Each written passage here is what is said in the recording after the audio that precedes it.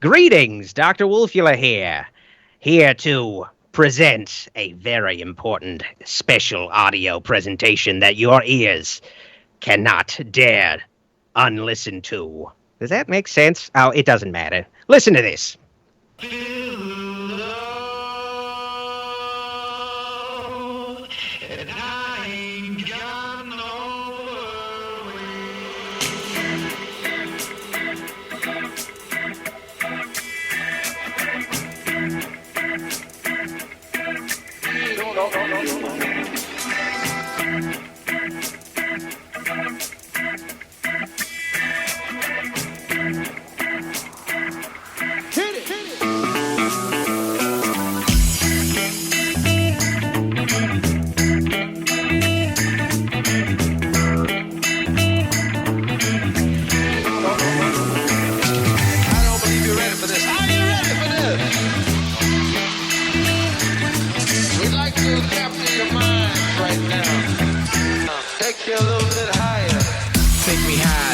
I got the fire flow. Shorty getting down, going up the fire pole.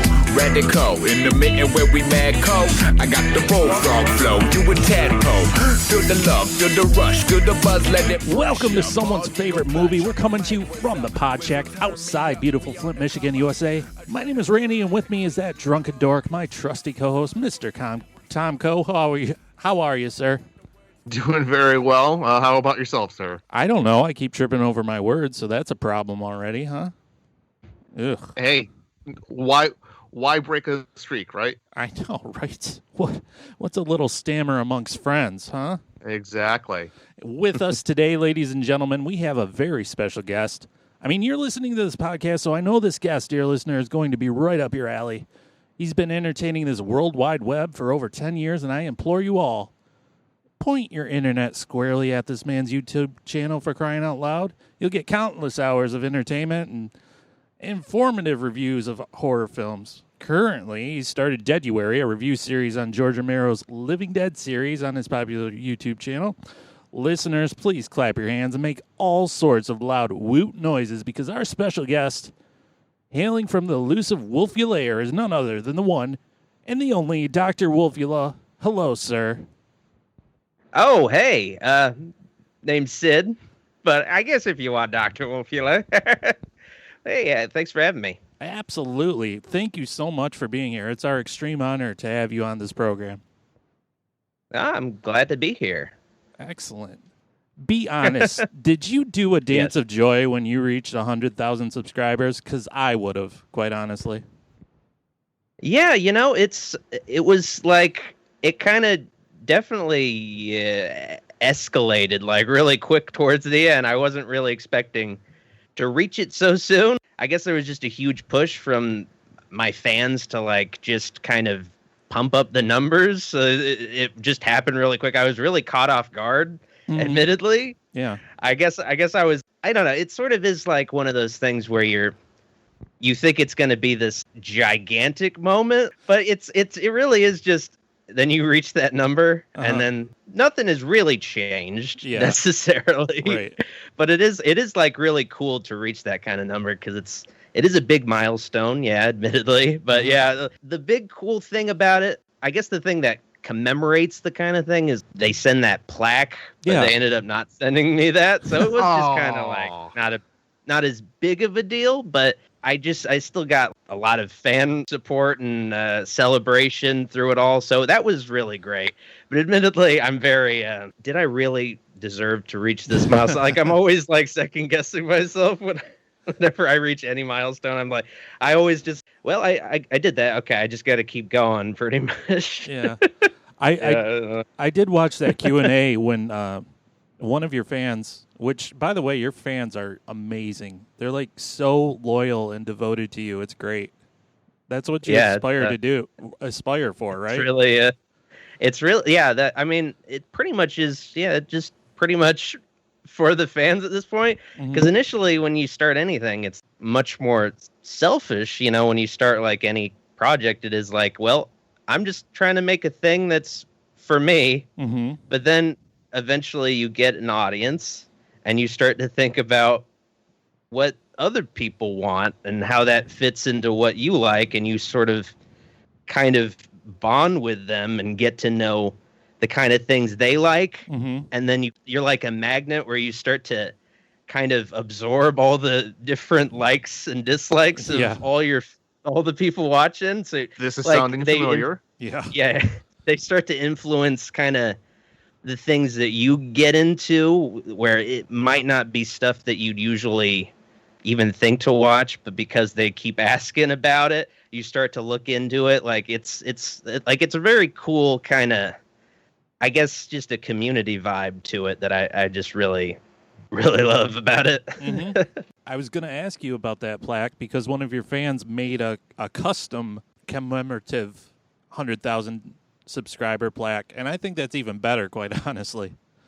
Yeah, it was definitely better. Like, it did sting not getting it, but then when I got that one, it's better than the actual real thing, because the real thing would have been made by an algorithm AI computer that had never seen my videos anyway, like just made in a factory, like printed and then just shipped out. I would be the first human eyes that would see it. It wouldn't have been lovingly crafted like the one I actually got from T.S. Littlebat was the artist that made that. Nice. It was just pretty incredible to receive by surprise. Like, yeah. And the fact that you still remember the fan that sent that to you speaks volumes to you, sir. I'm just saying. Yeah, of course. Yeah. So one of my big questions that I've always wanted to ask you is, what was it about the horror genre that made you want to kind of focus in on that? I mean, let's face it, horror does kind of have a maybe not undeservedly bad rap. So why did you decide to kind of focus in on that particular style of filmmaking? Well, initially the channel was focused on lesser known kind of cult movies in general. But then I did like an event during October called October. So I found that the horror videos were the most popular. And I felt like now there's like lots of horror content on YouTube, but a decade ago it was fewer and farther between, admittedly. Mm-hmm. So it felt like I had more of a niche back then. So it is kind of, like you said, it is sort of this thing that's looked down by some people. Most people might not even watch or even think about watching a horror movie like outside of October. Like they wouldn't think about watching a horror movie any other time of year. Like it is sort of just this seasonal thing for a lot of people, or they don't even just watch it at all. So it was like I found a kinship because I did love the genre where I could finally talk about horror movies and not talk about them talking down to them. I do make jokes about horror movies, but from a loving place. Yes.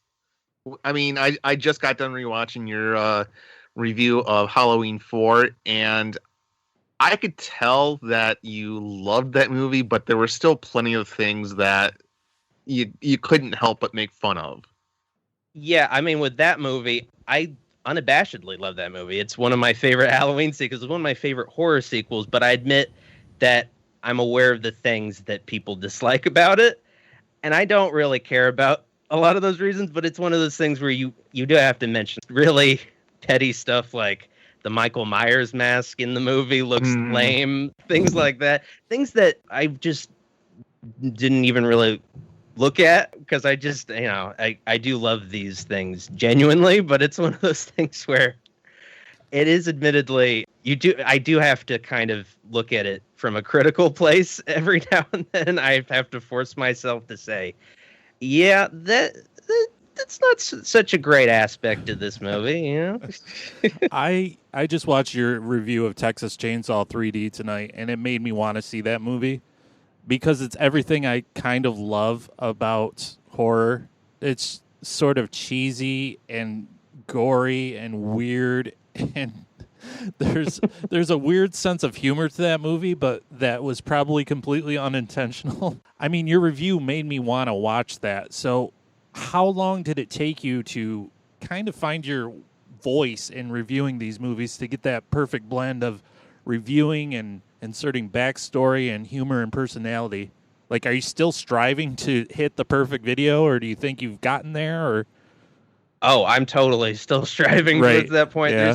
There's still, I feel like I think I kind of got a better grasp of the mechanics of reviewing things properly around 5 years ago, but there's still things I need to develop more. But mainly my focus in the future is developing the presentation more, where it's, the content is important, but to me, presentation is one of the great novelties of the kind of video that I do, where it's like a horror host throwback sort of thing. So one of my goals is to get it to where it feels completely authentic, where this, even if I'm like reviewing a movie that came out in 2021, you'd look at the video and be like, this could have like been aired on a late night TV network in like the 80s. That's kind of, at this point, one of the things I'm striving for, like upping the presentation. But I think mechanically I kind of, even though I still look down on myself, like I feel like I got the basics of a review down, but like there's always more I could work on, admittedly. Sir, I've been podcasting for 10 years too, and I still don't have it down, so I understand completely. I get it. Yeah. Well, that's the thing.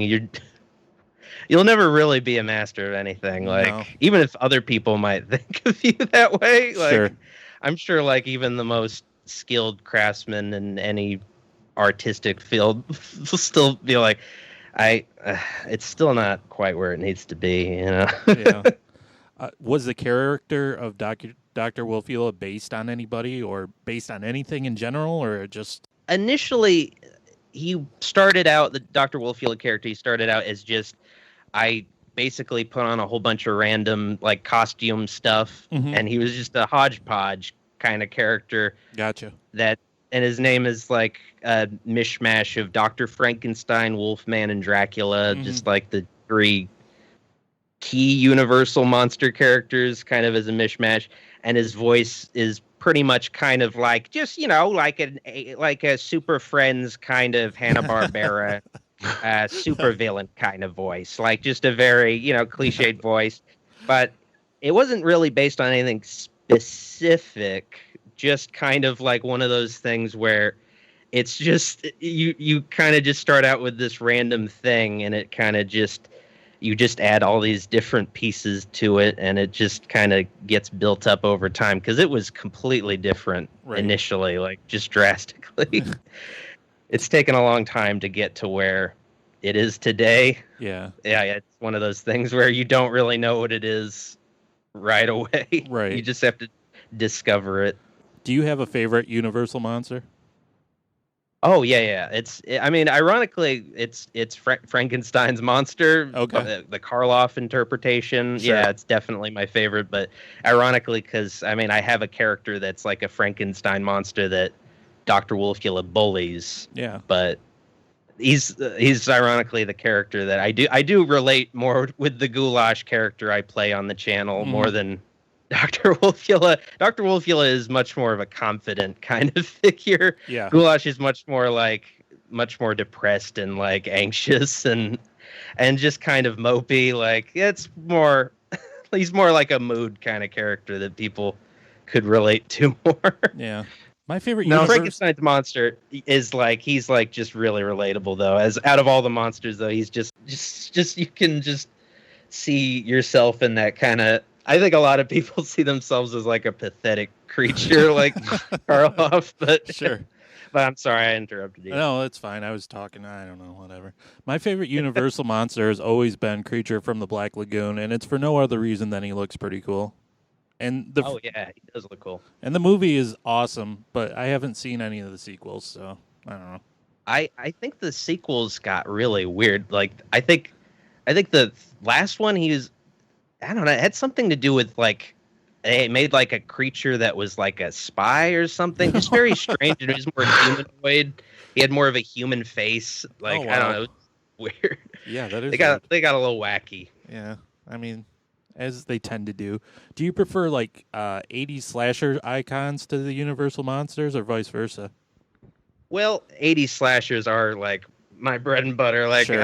I do admittedly just have a real soft spot towards just that general era, because it is it is the horror era that I started out watching before even the Universal Monster stuff.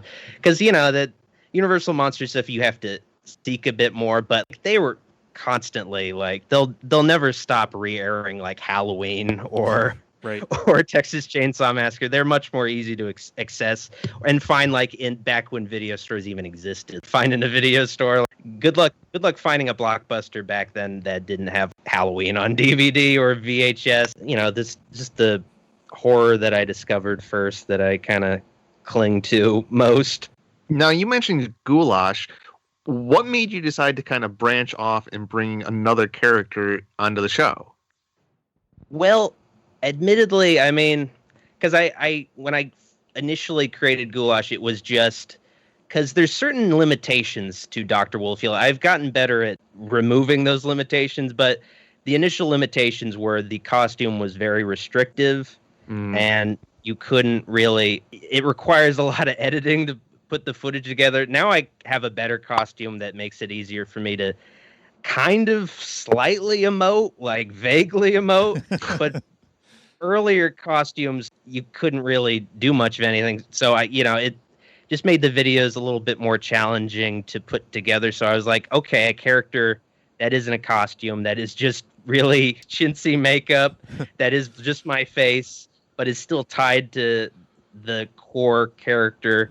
And with his videos, I wouldn't even write a script. I would just improvise the videos. But I only made 3 of those initially in 2012. 2 years later or something, I decided to just bring him back, and he's just become a little bit more of a fixture. He just kind of pops up every now and then, though, when he's needed, but he's not.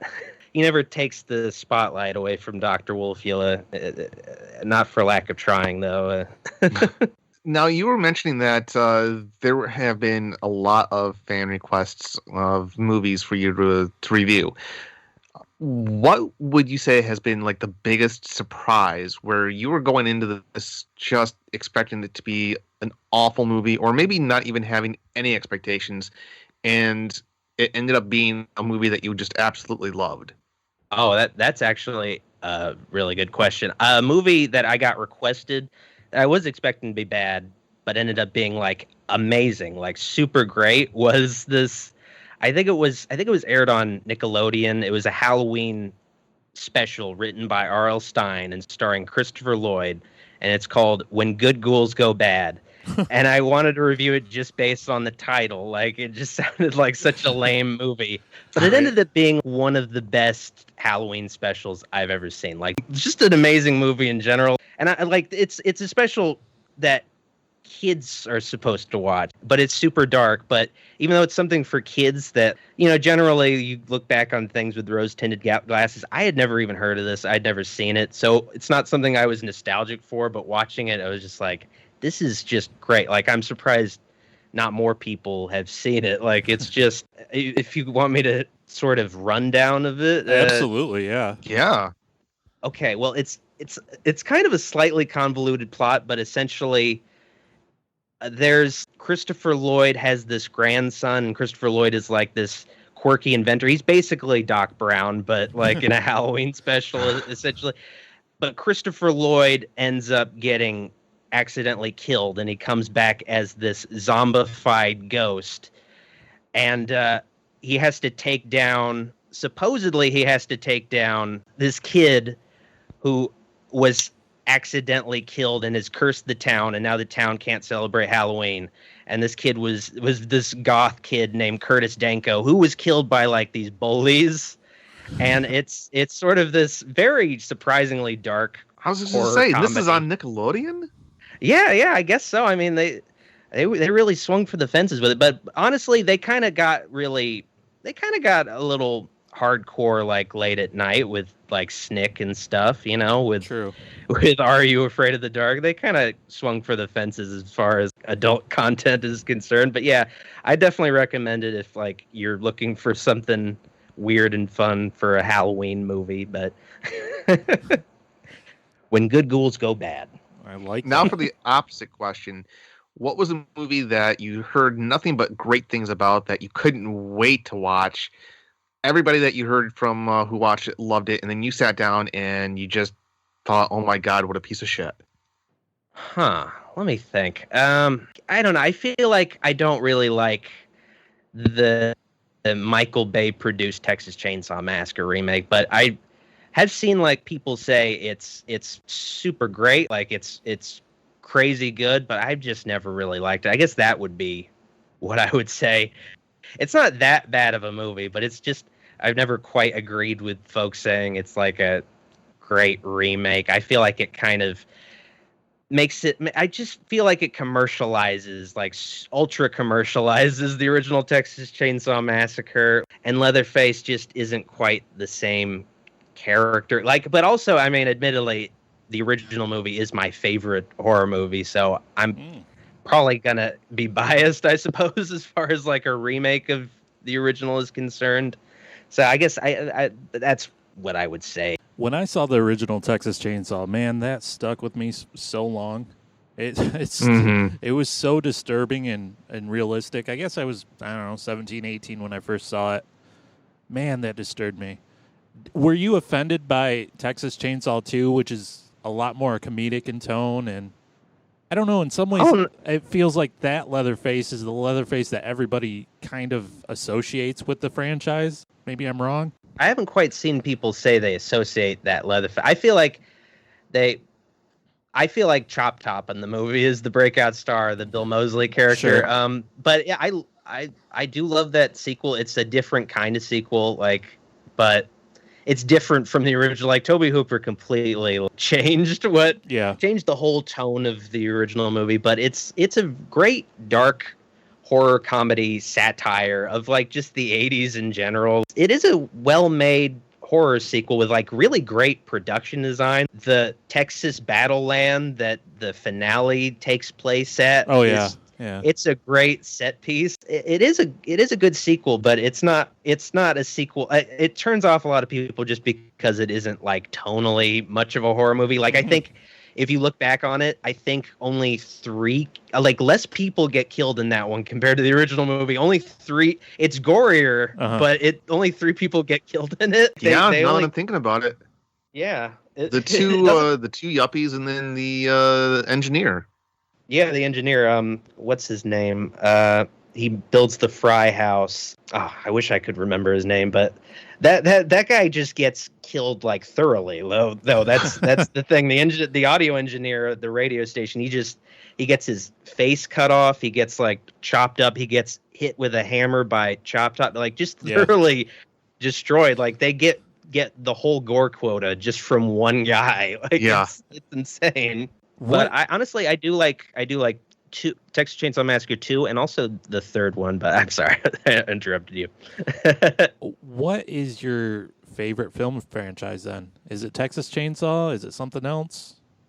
Well, yeah, that's the thing. Texas Chainsaw Massacre is my favorite individual horror movie, but Halloween as a total series, that's my favorite horror series. Like I just really enjoy Michael Myers. I don't know, he's just cool. The mask looks cool. He just has this compelling whole mythology around him where Dr. Loomis just builds him up, just just gasses him up throughout all these movies, like just calling him pure evil. Just nothing more evil has existed on the planet than this guy who wears a mask and stabs teenagers. Right. Like this is just as evil as it gets. It's hard not to like just be glued to the screen when you just sort of have all that atmosphere around this one horror villain. Like, yeah, I love the Halloween series.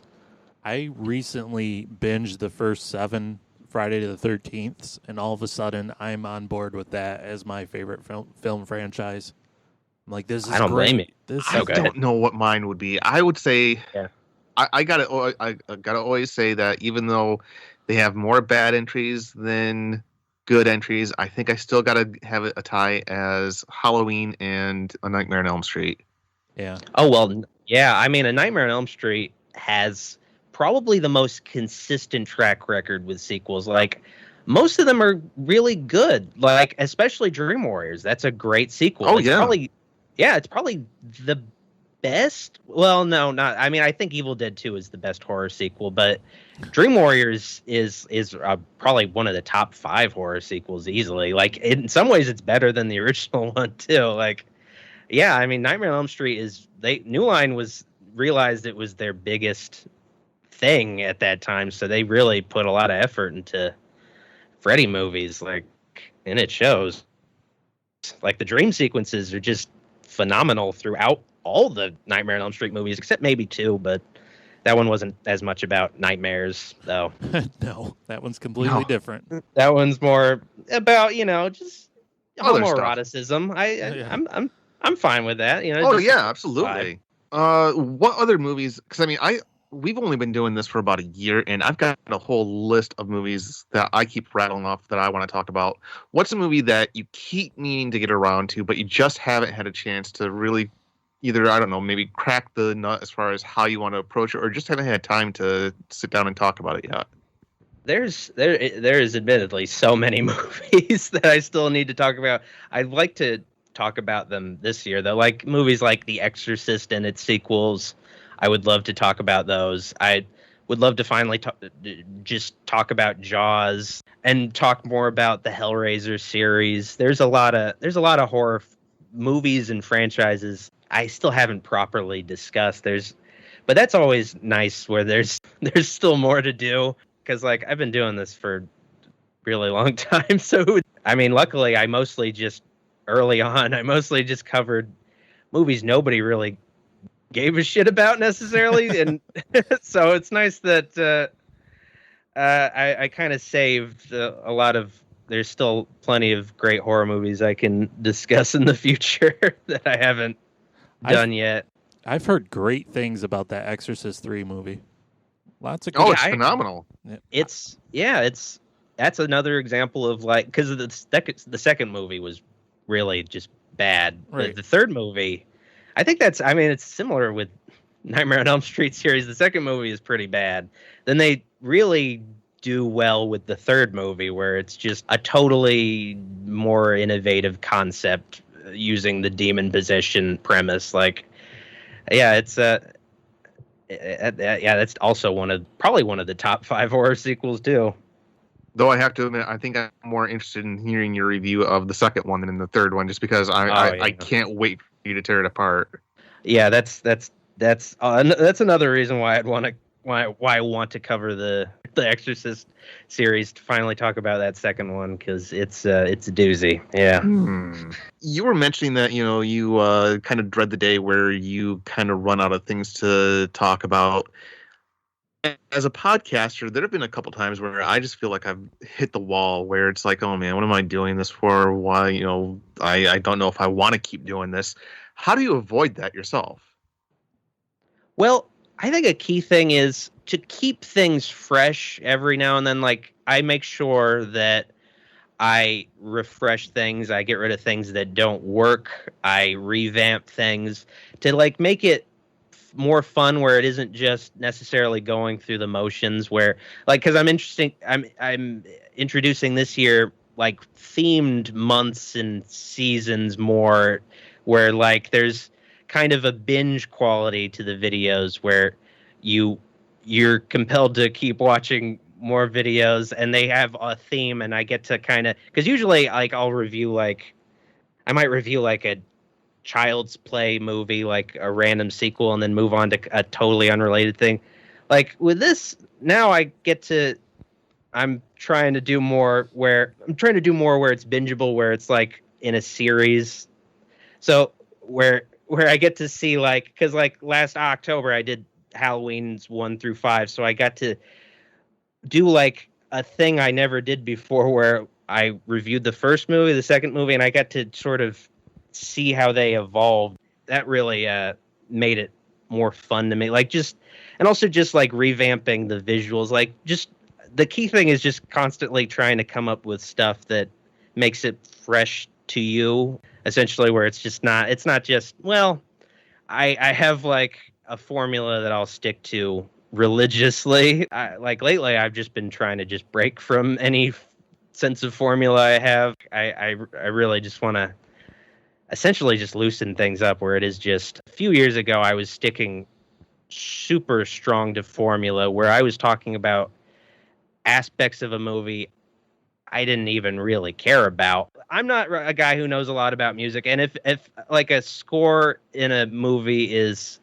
super great or super bad, I'll talk about it. But if like a score is just in the middle, now I don't even bother to talk about it. Like I need to talk about the musical score. I think the last time I thought about that was like I was reviewing Scream 2, and I realized this is so dumb. Like no one cares about the music in the Scream movies. Like they have some good pop songs that play, but like you don't really remember like there's no like great score that you remember. It's not interesting to talk about. So yeah, I think that's another thing, is just to like break out of like habits. Just stick to I guess just stick to the most fun aspects of what you do. I don't know. I feel like I went a little circuitous, like No, a little no. convoluted in my explanation. How do you decide whether or not you're going to be in costume as Dr. Wolfula or the animated Dr. Wolfula? Is there any rhyme or reason to it, or? Well, when I introduced the animated one, it was I had just created it, and anytime I create like anytime I have like a new toy, like I'll use it a little too much. But the main idea with the animated one was it just makes making videos easier. So the main idea was just use the animated doc for like just the filler videos in between the main videos, like the videos I spend a whole lot of time on. So like just use it for like 10-minute, like short 10-minute videos, and for streams too, because it's like I can't be in the costume as Doc, because I can't like talk into a microphone. It's muffled where it's like, oh, greetings, like I have to overdub all that stuff. So it was like a boon for streaming in character, because like I could just look in front of a camera and it'll just lip sync automatically to a cartoon character. So that's nice. But now I've kind of been downplaying the animated doc because I realized there was a little too much of it and it kind of turned people off. So I've been much more just elevating the live action doc more recently. So now my approach to the animated doc is for like just for streams and littler videos. Like I did a fan mail video, like stuff that I don't want to like take too much time out of my schedule. Yeah, it's just a nice kind of convenience to have, though. Now, one of the things I actually really appreciate your reviews is that it's not just some guy who is saying, oh my God, this movie was cool because of explosions.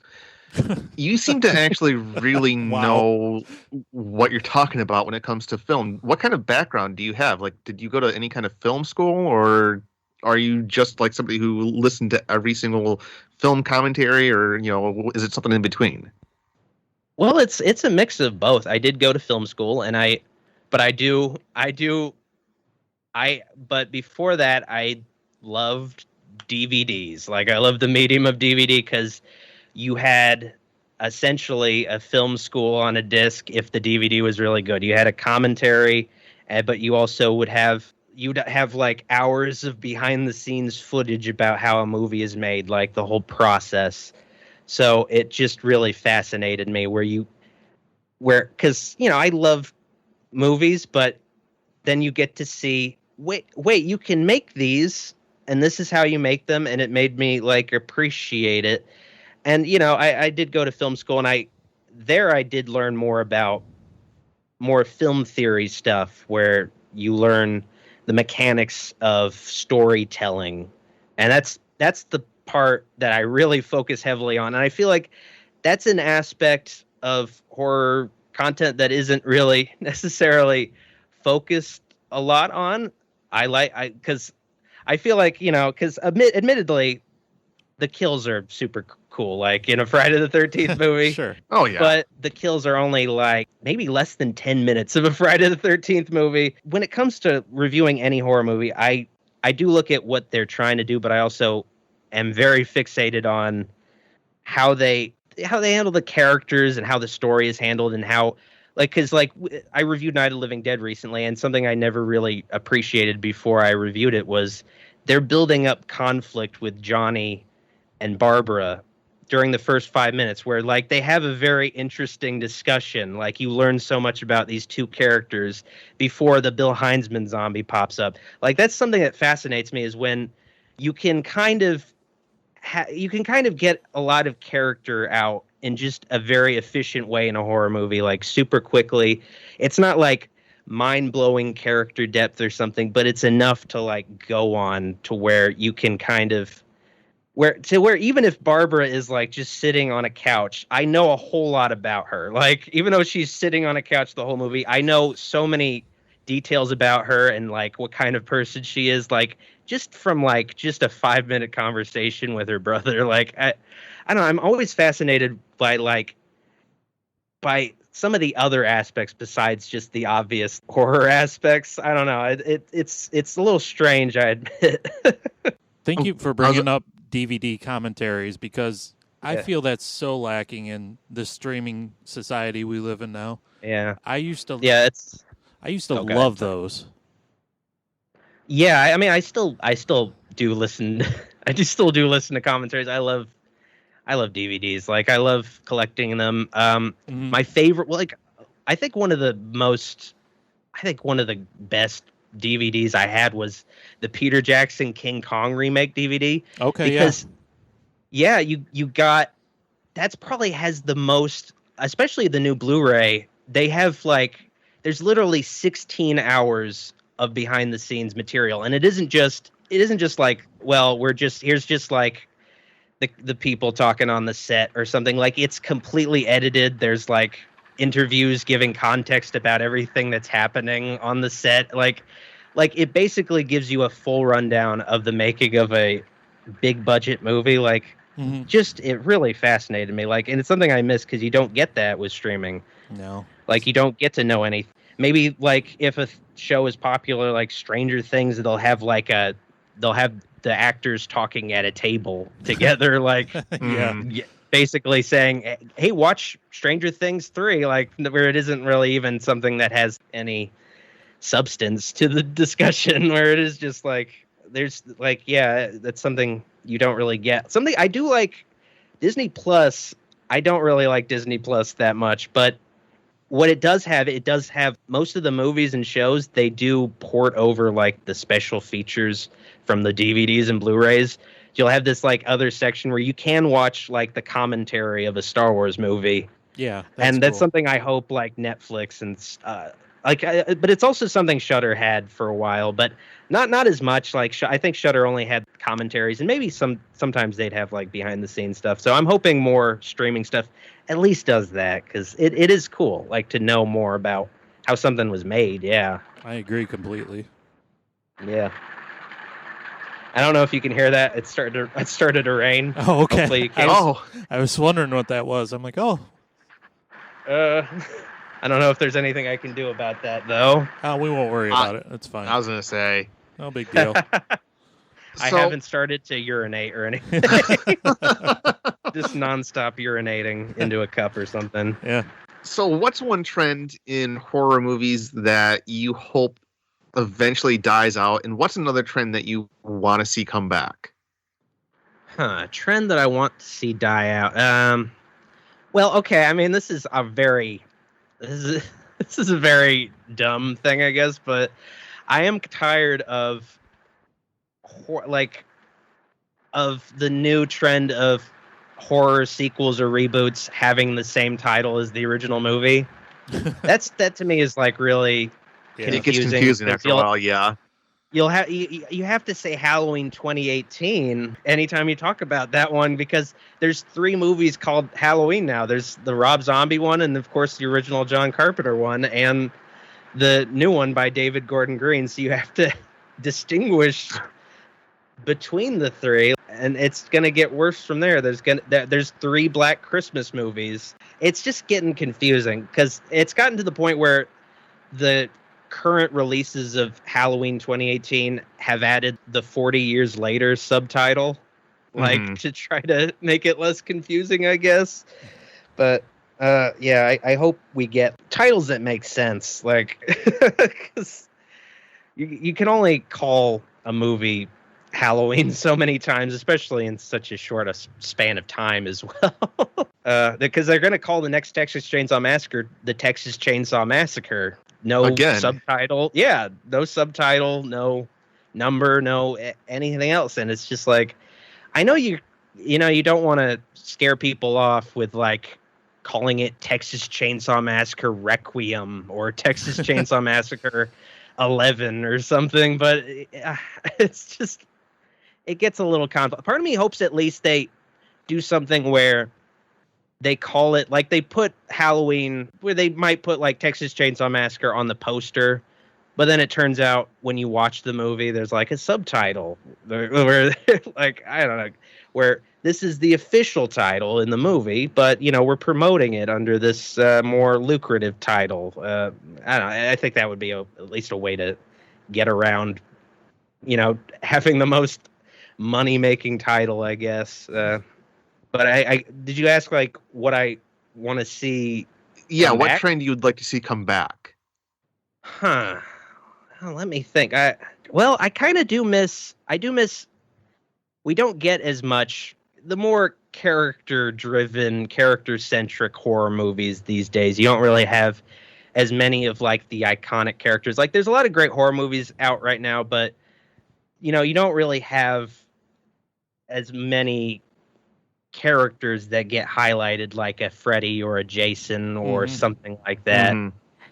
And I would like to see like just more horror icon kind of dudes come forward, like even if it's just we brought Freddy back, but I would like to see more original horror star kind of characters, because I think the last one that was really big was probably just Jigsaw. Yeah, that's what I was thinking. Yeah, he's mostly iconic though for his puppet Billy, so it's kind of he's kind of just the middleman between you and the real icon, which is that damn puppet. But I think that's actually a damn good answer. All right, Randy, do you have any other questions for the good doctor? I've got a couple. One, who was your favorite guest star on the new Scooby-Doo movies? Oh, on the and by new Scooby-Doo movies, you mean the 70s show? Yeah, absolutely. Okay, yeah. Let me think. They did have a lot of great guests and a lot of also guests that were dead at the time that they just got voiceover right artists to imitate. Let me think. What was I honestly, the one that always stands out though is Batman. Oh, me too. Like yeah. Batman and Robin. Like that was, anytime that one came on, I was just like, hell yeah, I'm gonna just watch that. I mean, of course I'm gonna watch it because there's nothing else on. Like, yeah, you only have like Nickelodeon, Cartoon Network, but of course I'm gonna watch this. Like, hell yeah, it's the Batman episode. That's always great. But I guess as far as like not fictional guests, well, the Harlem Globetrotters are. They were real dudes. They were real dudes, but they were also voiced by sound-alikes. They didn't even get the real Harlem Globetrotters. No. I think the best like star that actually lent his voice to an episode was Don Knotts. Yeah, absolutely. That's the one. Yeah, that's definitely the one that it's always fun. That episode, he's like pretending to be somebody, like all these different employees at this castle. Like he's pretending to be a butler, like or a maid, and just like Mrs. Doubtfire's his way through the episode, like going back to like a dressing room to put on different kinds of makeup. Yeah, that's a great episode too. Yeah, those are all good answers. Those are the ones that I remember. I remember Batman and Robin a lot, Don Knotts, obviously, and the Harlem Globetrotters. One that does sort of pop out to me though is Big Mama Cass. I was just going to say that. I remember that one too. Yeah, for whatever reason. God, I completely forgot about that. I had no idea who she was, but I remember that episode.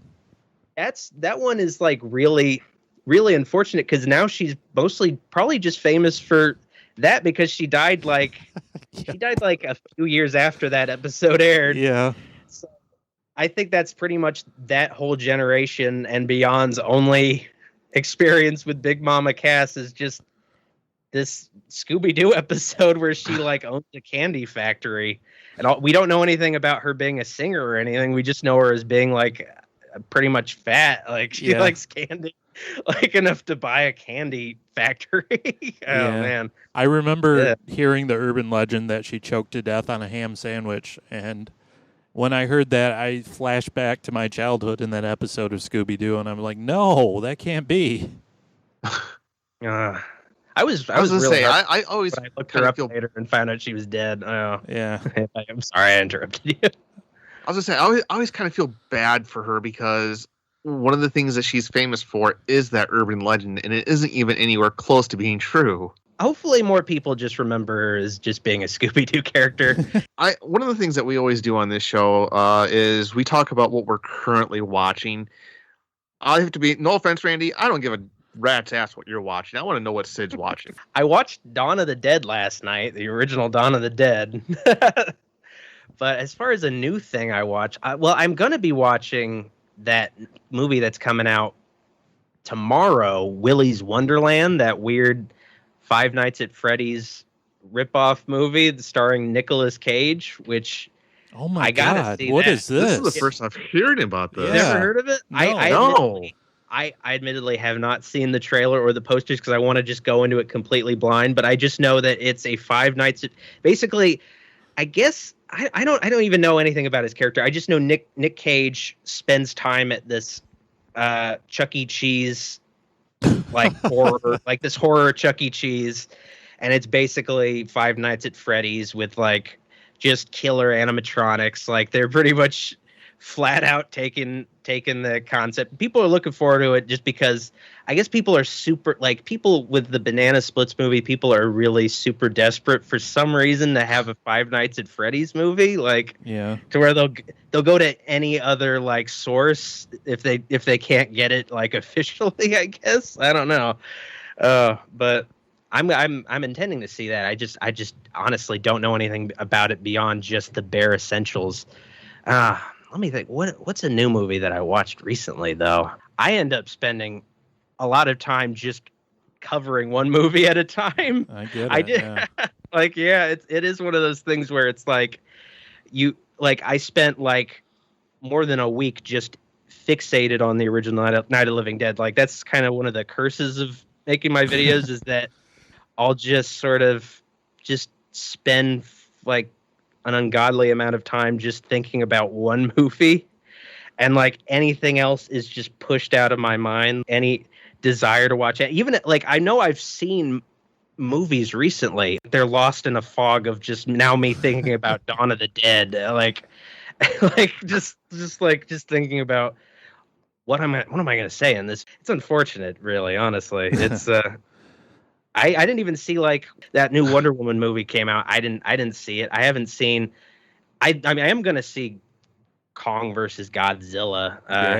Admittedly, like a lot of stuff streaming lately just haven't really caught my interest. I've mostly just been collecting old movies on DVD. Like I rewatched Wizard of Oz randomly yesterday. Like.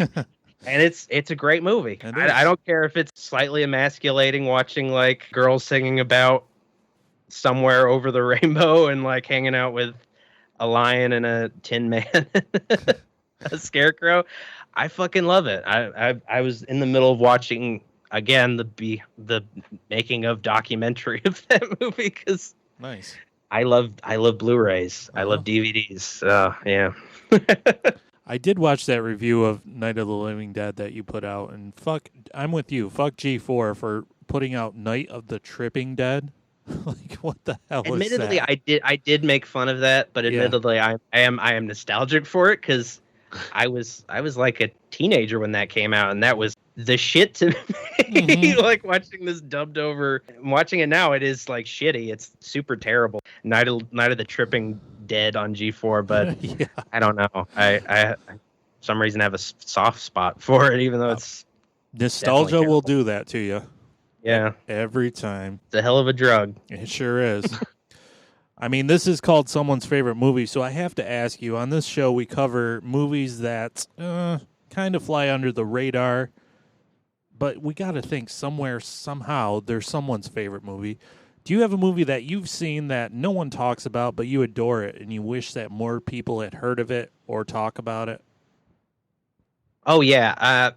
I even lent my copy of this movie to someone like today, but I would definitely say a movie I wish more people were aware of is this film called Wrist Cutters: A Love Story. Like, it's just a fantastic, imaginative film where essentially it's like there's this afterlife that's reserved only for people who commit suicide.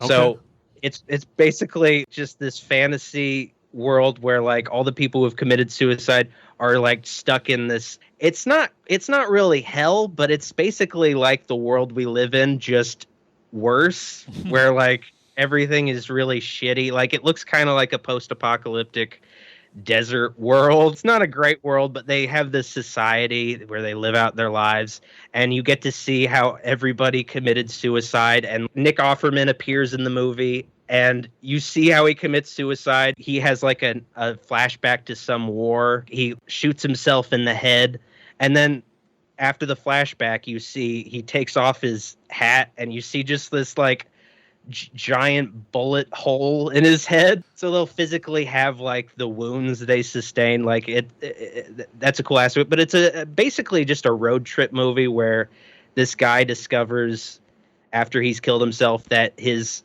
ex-girlfriend has also killed herself recently, and he's trying to essentially find her.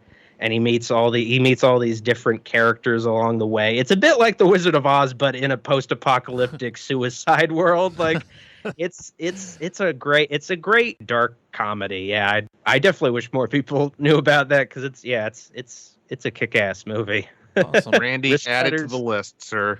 I will. Cutters: A Love Story. Yeah, I've heard of it. I've actually heard of it. I've heard the name. Yeah, I've not seen it though, unfortunately.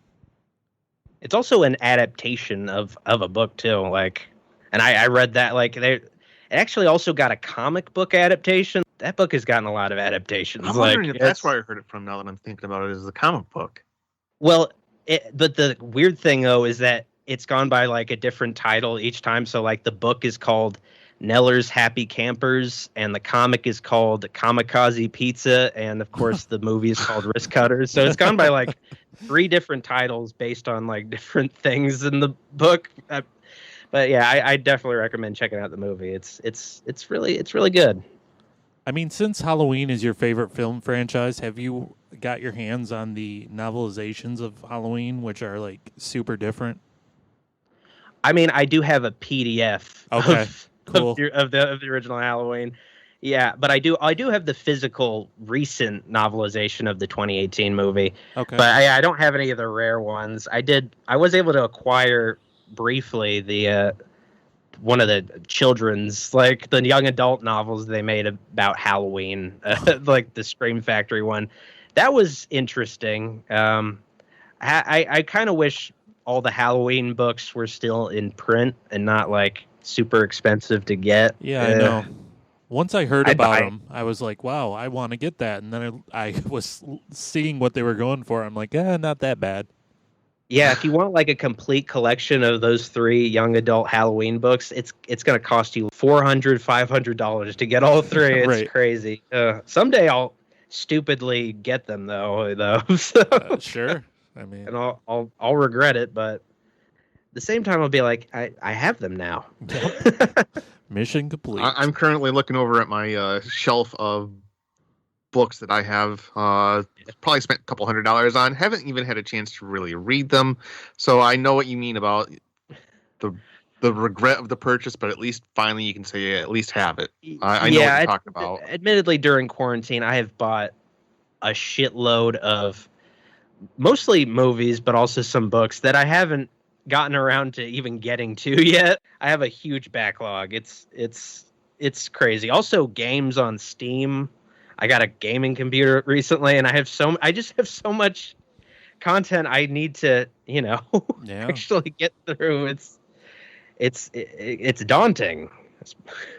I bought It's a hell of a problem to have, sir. Yeah, I bought the Criterion collection of Godzilla for like $120. And Me too. Did you? Have you dove into it yet? I watched the first 3 movies so far, Okay. and some of the special features. I mean, I haven't yet, but it's a hell of a package, and I'm really excited about it.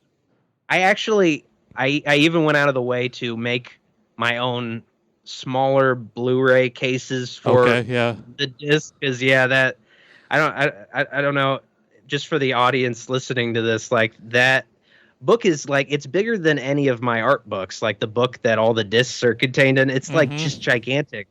You can't put it next to other movies. Like it's just insanely large. Like I wish they released a smaller version for people who don't necessarily need a book that's like the size of someone's just bookcase by itself. Like it's just exactly. Yeah. Unnecessarily big. I mean, it's beautiful to look at, but it is great looking. Yeah, it's very huge, and you're right. The way the Blu-rays are held in there, I don't like it that much. Yeah, that's another thing. Yeah, you gotta really grip your fingernail beneath that disc to get it out of the. It's just a hassle. Yeah. It's a pretty hassle, but it's kind of a hassle. Right. Speaking of huge box sets that you've had, I have to admit that I watched your review of that Halloween box set. That I think it was Anchor Bay was the one that put that out. Yeah. Or was it Scream Factory? No.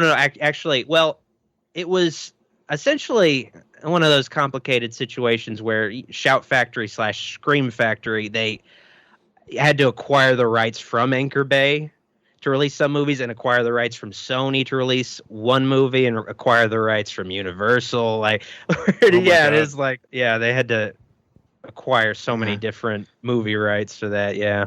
But no, I mean, Scream Factory. Yeah. I watched that, and on one hand, I kind of felt a huge wave of envy because I want that box set, but on the other hand, I kind of cringed when I was thinking about what you probably had to have set you back an ungodly amount of money. Yeah, it was a lot of money for that. Yeah, but it was I just again, you got to have that if you're a fan of that franchise. Won't do anything like that again, but I just had to have that. Like, it looks so cool on a shelf, and I always wanted that was my dream for longest time. Like, even as a kid, getting the Halloween series and being like super obsessed with DVDs, how like the DVD releases of the Halloween movies were just lackluster. Bad. Even the first movie just didn't ever get like a good DVD release. It just very disappointing. But like when it first came out, it came out at a reasonable price. But it of course has become a collector's item. So I wish I had gotten it sooner, but I'm glad I at least have it now. At least that's out of the way. Yeah, I remember seeing it on a store shelf thinking, I don't know. I've got these on DVD already, and I only like about half of them. And I've been kicking myself ever since. Yeah, I regret not even getting because they released a cheaper one too. For like $50 that just had the movies by themselves and some special features. I didn't even get that one. Yeah, so. It's something I wish. It's one of those regrets that I didn't get it sooner when it was actually affordable. Oh God. Yeah, and I also have the hobby of collecting hardcover comic books and omnibuses, so I'm constantly having that pang of regret when I am going on eBay to find out what the out of print books are going for now. Yeah, that's something.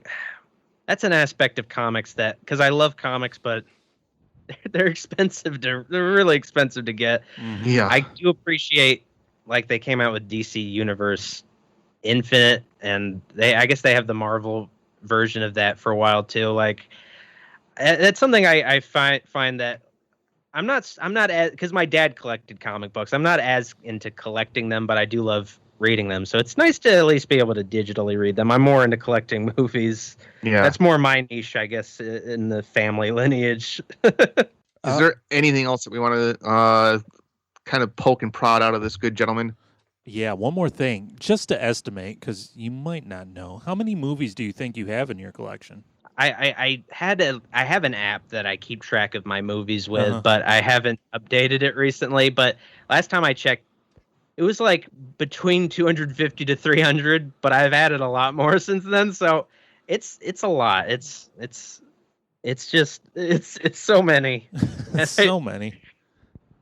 And it's sort of like, in that one GTA 5 scene where the Michael character is like asked if he sails his yacht at all, and he just says, "No, I just like to look at it." Like, that's kind of part of the appeal. Like, yeah, I guess just having this collection of movies that's always there for me. Like, that's part of the appeal, though, of collecting movies, is that they're on the shelf. They're not gonna, if you take care of them, they're gonna outlive you. Like, you're gonna be dead and the DVD will still be able to be played. Like, that's, whereas with a streaming service, you might not be able to watch, you won't be able to watch like a Star Wars movie on Netflix because now it's on Disney, or like, but who knows, like, these things kind of are much more temporary digitally, because I don't know, it's just, it feels nice to just be able to know I have it there, and it's not going to like disintegrate because like a license expired or something, Absolutely. That's what I love about it. Is there any movie that's escaped your collection that you really want, but you haven't been able to get because it's out of print or you can't find it? Well, the thing about it is, like, I think at this point, everything is virtually everything you'd want is on DVD. But some stuff is out of print on like Blu-ray, and it's nice to have. Like, I would like to have stuff like the original King Kong, but it's like $100 on eBay now, like on Blu-ray. You can get. I mean, I have it on DVD, but I just like to have it like in the best possible quality. Some, like, I feel like they're kind of letting a lot of Blu-rays just go out of print now, and that's unfortunate. But I mean, I guess at least like a lot of the times the DVDs are still readily available. Why don't you tell people where they can find you on that World Wide Web, sir? So I am available on youtube.com/Doctor Wolfula, and pretty much all my social media is, Instagram, Twitter, Facebook. It's dash Dr. Wolfula, Instagram.com/Dr. Wolfula, Facebook.com/Dr. Wolfula, Twitter.com/Dr. Wolfula. And also, if folks listening to this, they want to support me even further, I'm also on Patreon, patreon.com/Dr. Wolfula. I got a monopoly on all the Dr. Wolfula at least. So, yeah, I'm pretty easy to find, yeah. Excellent. It's like my other podcast is called Miserable Retail Slave, and I cornered the market on all that. So I felt real... Yeah, you gotta lock that down. I recently found out someone stole my potential username on Letterboxd and was pretending to be me, so I couldn't be. I don't even have a Letterboxd account now, though, because I gotta have that pure username, or otherwise I'm not going to use your fucking app. Like, I don't know. That sucks so bad. That person knew exactly what they were doing, and we should shame them into giving it up, because that's bullshit. Yeah. Yeah. Oh well. Tomko, what do you got to say? Well, you can find me on a little show called Jake and Tom Conquer the World. It has been described as the conversations that you hear from the other end of the bar from two drunken dorks talking about everything from comics, movies, television shows to how they would abuse time travel. You can find me on Facebook at Jake and Tom Conquer the Group and on Twitter at The Drunken Dork. Randall, what about you? And you can find me on Twitter at mretailslave or on Facebook.com at Miserable Retail Slave. Which is a big dumb comedy show, and you'll all laugh at it real hard, I'm sure. Also, my other podcast, yes, I have 3 because I fear free time, I guess. It's going to be a Seinfeld rewatch podcast. It's called That's a Shame. It's coming out soon, once I get around to it. So, that's a thing, too. Dr. Wolfula said, thank you so much for being on. It's been an absolute pleasure. Of course. Thanks for having me on. It was great talking with you folks. Absolutely. I had a great time. You are allowed back on whenever you want. Maybe next time we can actually cover a movie or something if you want. Yeah, sure. Have me back on anytime you feel like it. I actually have an idea for a movie I would love to cover with you guys. Oh, Tomko's got ideas already. Uh-oh. Martin. Okay. Oh, yeah. Oh, the George Romero movie. Yeah. Yes. Admittedly, I haven't seen it yet. I wanted to. It sounds really cool. Like, it sounds like a very gritty take on vampires. Yeah, I haven't seen it either. It's a really good movie, and if I'm not mistaken, I believe George Romero said it was his favorite movie that he made. Yeah, I think it was also Tom Savini's first movie he worked on as an effects artist, maybe, I think. At least one of his earliest ones. Yeah. Oh, wow. No, it is really, really good, and it's got one of the best endings I've ever seen. Oh, my gosh, you're hyping it up. I'm looking forward to that. Yeah. I mean... I'll have to save that. Yeah. I mean, you're welcome on to talk about Martin anytime you want, Dr. Wolfula. Well, hell yeah. Excellent. Thank you so much for being on. Till next time, we'll see you. Bye. See ya. Bye.